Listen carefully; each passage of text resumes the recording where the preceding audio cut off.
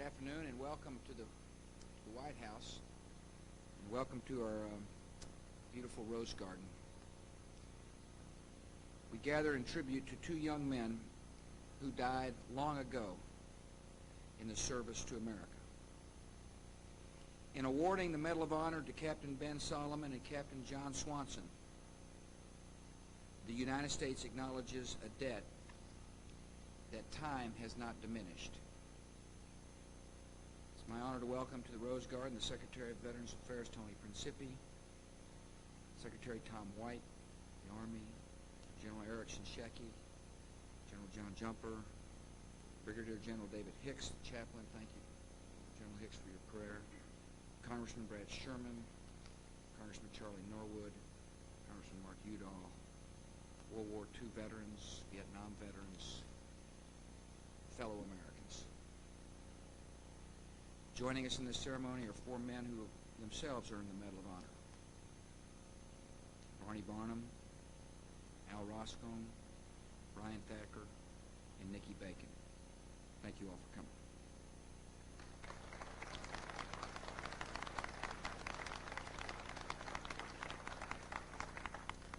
President Harry S. Truman said he would rather have earned the Medal of Honor than be the Commander-in-Chief. When you meet a veteran who wears that medal, remember the moment, because you are looking at one of the bravest ever to wear our country's uniform. We're honored to welcome these gentlemen. I'm also pleased to welcome the family of Captain Swanson, Sandy Swanson and their daughters Holly and Bridget.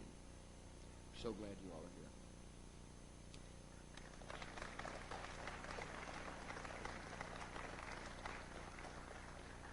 I know how proud you must be of the man you have loved and missed for so many years. And seeing you here today, I know that John would be extremely proud. For Captain Ben Solomon, no living relatives remain to witness this moment. And even though they never met, Captain Solomon is represented today by a true friend, Dr. Robert West.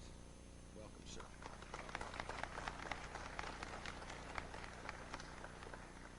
Five years ago, Dr. West was reading about his fellow alumni of the University of Southern California's dental school.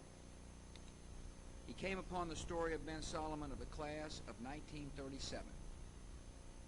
He was a surgeon in World War II and was posthumously nominated for the Medal of Honor. The medal was denied on a technicality. Looking into the matter, Dr. West found that an honest error had occurred and that Captain Solomon was indeed eligible to receive the Medal of Honor. He earned it on the day he died, July the 7th, 1944. Captain Solomon was serving in the Marianas Islands as a surgeon in the 27th Infantry Division when his battalion came under ferocious attack by thousands of Japanese soldiers. The American unit sustained massive casualties, and the advancing enemy soon descended on Captain Solomon's aid station. To defend the wounded men in his care, Captain Solomon killed several enemy soldiers who had entered the aid station. As the advance continued, he ordered comrades to evacuate the tent and carry away the wounded. He went out to face the enemy alone and was last heard shouting, "I'll hold them off until you get them to safety. See you later." In the moments that followed, Captain Solomon single-handedly killed 98 enemy soldiers, saving many American lives, but sacrificing his own. As best the Army could tell, he was shot 24 times before he fell, more than 50 times after that. And when they found his body, he was still at his gun. No one who knew him is with us this afternoon. Yet America will always know Benjamin Lewis Solomon by the citation to be read shortly. It tells of one young man who was the match for 100, a person of true valor, who now receives the honor due him from a grateful country. The Medal of Honor recognizes acts of bravery that no superior could rightly order a soldier to perform. The courage it signifies, gallant, intrepid service at the risk of life, above and beyond the call of duty, is written forever in the service record of Army Captain John Swanson, a helicopter pilot in the Vietnam War. Captain Swanson flew his last mission on his second tour of duty on February 26, 1971, over Cambodia. As Allied forces on the ground came under heavy enemy fire, Captain Swanson was called in to provide close air support. Flying at treetop level, he found and engaged the enemy, exposing himself to intense fire from the ground. He ran out of heavy ordnance, yet continued to drop smoke grenades to mark other targets for nearby gunships. Captain Swanson made it back to safety, his ammunition nearly gone and his scout helicopter heavily damaged. Had he stayed on the ground, no one would have faulted him. But he had seen that more targets needed marking to eliminate the danger to the troops on the ground. He volunteered to do the job himself, flying directly in the enemy fire until his helicopter exploded in flight. Captain Swanson's actions, said one fellow officer, were the highest degree of personal bravery and self-sacrifice I have ever witnessed. Others agreed, and the Medal of Honor was recommended by the chairman of the Joint Chiefs and by the late Admiral John McCain. However, only the Distinguished Service Cross was awarded, until a recent review of the case made clear that the nation's highest military honor was in order. And so today, on what would have been his 60th birthday, the Medal of Honor is presented to the family of John Edward Swanson. The two events we recognize today took place a generation apart, but they represent the same tradition. That tradition of military valor and sacrifice has preserved our country and continues to this day. Captain Solomon and Captain Swanson never lived to wear this medal, but they will be honored forever in the memory of our country.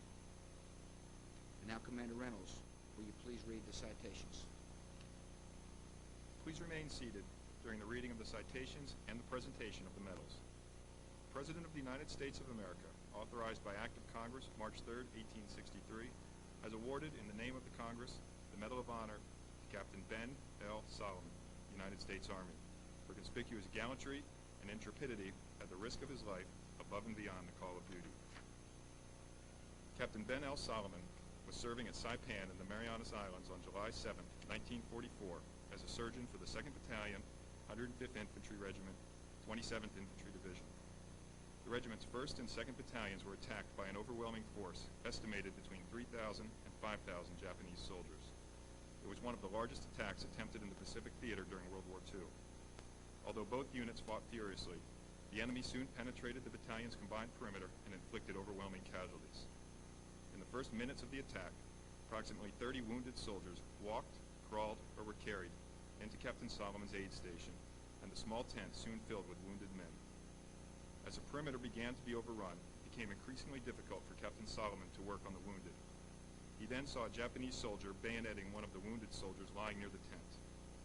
Firing from a squatting position, Captain Solomon quickly killed the enemy soldier. Then, as he turned his attention back to the wounded, 2 more Japanese soldiers appeared in the front entrance of the tent. As these enemy soldiers were killed, 4 more crawled under the tent walls.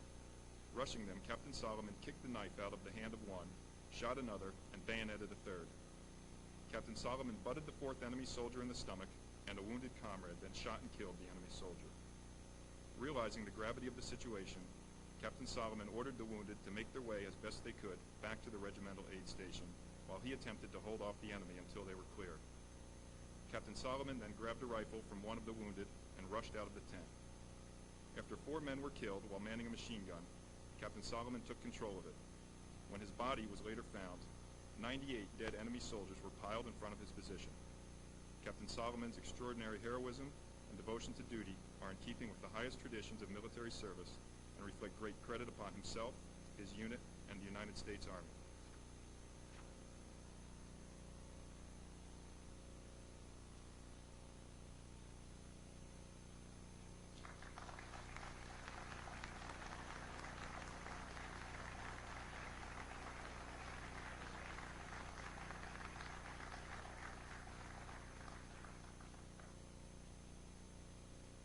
The President of the United States of America, authorized by Act of Congress March 3, 1863, has awarded in the name of the Congress the Medal of Honor to Captain John E. Swanson, United States Army, for conspicuous gallantry and intrepidity at the risk of his life above and beyond the call of duty. Captain John E. Swanson distinguished himself by acts of bravery on February 26, 1971, while flying an OH-6 Alpha aircraft in support of ARVN Task Force 333 in the Kingdom of Cambodia. With 2 well-equipped enemy regiments known to be in the area, Captain Swanson was tasked with pinpointing the enemy's precise positions. Captain Swanson flew at treetop level at a slow airspeed, making his aircraft a vulnerable target. The advancing ARVN unit came under heavy automatic weapons fire from enemy bunkers 100 meters to their front. Exposing his aircraft to enemy anti-aircraft fire, Captain Swanson immediately engaged the enemy bunkers with concussion grenades and machine gun fire. After destroying 5 bunkers and evading intense ground-to-air fire, he observed a 51 caliber machine gun position. With all his heavy ordnance expended on the bunkers, he did not have sufficient explosives to destroy the position. Consequently, he marked the position with a smoke grenade and directed a Cobra gunship attack. After completion of the attack, Captain Swanson found the weapon still intact and an enemy soldier crawling over to man it. He immediately engaged the individual and killed him. During this time, his aircraft sustained several hits from another 51 caliber machine gun. Captain Swanson engaged the position with his aircraft's weapons, marked the target, and directed a second Cobra gunship attack. He volunteered to continue the mission, despite the fact that he was now critically low on ammunition and his aircraft was crippled by enemy fire. As Captain Swanson attempted to fly toward another 51 caliber machine gun position, his aircraft exploded in the air and crashed to the ground, causing his death. Captain Swanson's courageous actions resulted in at least 8 enemy killed and the destruction of 3 enemy anti-aircraft weapons. Captain Swanson's extraordinary heroism and devotion to duty are in keeping with the highest traditions of military service and reflect great credit upon himself, his unit, and the United States Army.